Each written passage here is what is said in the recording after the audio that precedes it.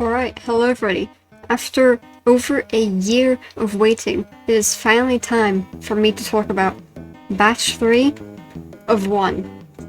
I know I've taken a long time to talk about Batch 3, and I've mentioned this many times before in other videos, because that's how long it's taken, that I've been meaning to get to it, and I've recorded it before, a while ago, but I think I was sick when I recorded it, or I just hated it, and now it's old, so we're talking about it now. So let's talk about Batch 3 of hfjONE. Now, Batch 3 of hfjONE is a weird case, because they're all very weird characters, and I would start, like, going through them, like, in order of appearance, but I actually can't remember about what they appear in. So, let's just talk about them. We're not gonna go in any sort of order, because I don't care about order anymore. Let's start with Atom, just because I can. Atom is the most normal, I guess, of Batch 3. Or maybe Circle, I don't know. They're on, like, equal levels of normality, I guess. But they're just... Atom's really funny to me, because he is a dot, and he has a very normal, calm voice. It's very funny. But Adam didn't really do much, but somehow he got into, like, the final 6 or 5 of 1. Was it 6? I don't remember already. Oh, my brain. But yeah, I think he's really funny. Especially when he says his wish is just for some pants. That was the funniest thing. So Adam, even if he's not the most interesting character of Batch 3, he serves as another good character, kind of like Batch 2, where there's nothing really to him, but he's good to be there, he's funny, and he has his fans, and he's probably the easiest character to draw.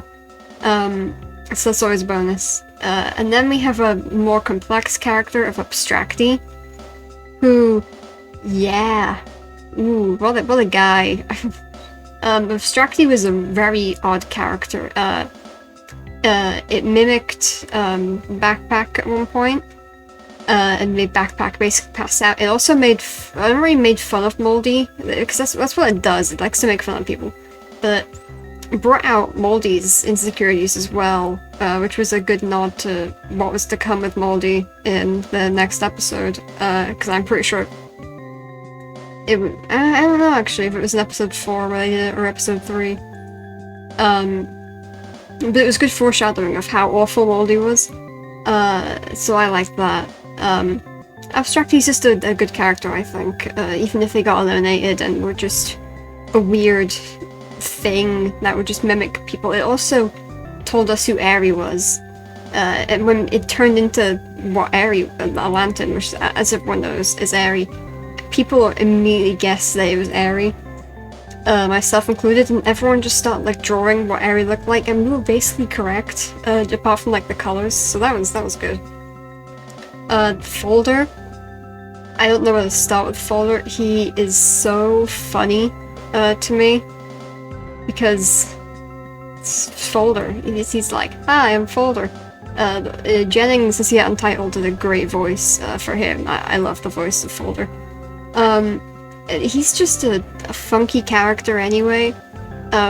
He acts like those desktop helpers like a Clippy or a Bonsai Buddy or any of the other ones, which is just really funny because everyone will just say something and he'll just start ranting about, well, not really ranting, but he'll give you an explanation of what that thing is, and they'll get more confused. It was so funny. I miss Folder. Rest in peace. And then there is Texty, who is a very important character to one as they become part of the soda bottle and backpack duo, making a trio, where they're also from the object world, which I thought was very interesting.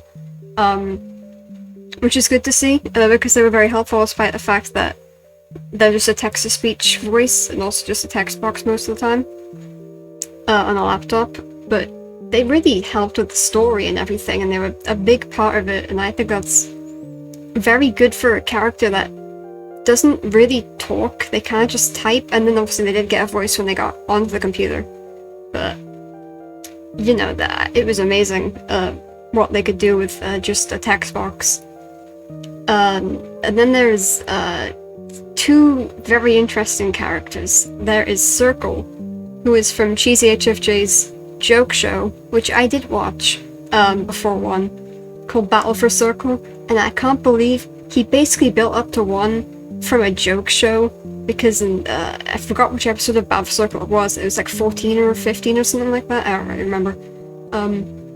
Circle with the Mole, basically he just exists and he like breaks the like entire system of Battle for Circle by being different, and then he just disappears, which is obviously when he gets teleported to one, which was just great. And also he's voiced by Cheesy, so you know, that's also pretty funny. Because it was Cheesy's show, it was Cheesy's little joke show, and it's very funny. I recommend it. And he was just like a very normal character as well, and you feel bad for him because now he's back in Battle for Circle Land, where it's just a white void with probably way too many Circle clones, where they're all just very dull. It's kind of like being surrounded with Batch 2 characters.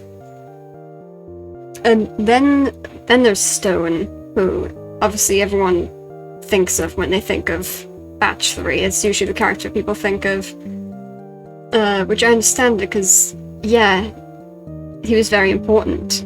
He's the reason why Backpack went on his entire journey in the first place. He gave Backpack all the answers he needed, and I think it's a very interesting character to have someone who knows everything that'll happen and everything that has happened in the universe, but just can't speak. He could have, like, written stuff down better in the notes. It was fine. He didn't really have a lot of time because he knew he was going to get eliminated. Especially the votes are fake reveal. That was like the biggest part of one for everyone for season 1. And just like a big twist, and it was all because of him. So that was very good.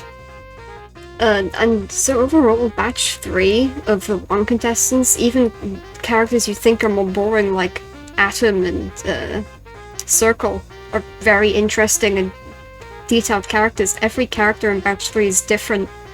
And serves a different purpose to the story. That it helps make 1 more unique than it already was with Batch 3. It could have just had Batch 1 and 2. And nearly nothing would have changed. Not Circle. Stone could have been part of Batch 2, really, if you wanted to, I guess. But Batch 3 really did help 1 a lot with its characters. And for that, I think Batch 3 of 1 is actually very important, almost as important, if not as important, as Batch 1 of the characters. And I think that is a remarkable feat for Cheesy to have made 2 very important sets of such different characters, and it just helped 1 be as good as it was. So yeah, that's Batch 3.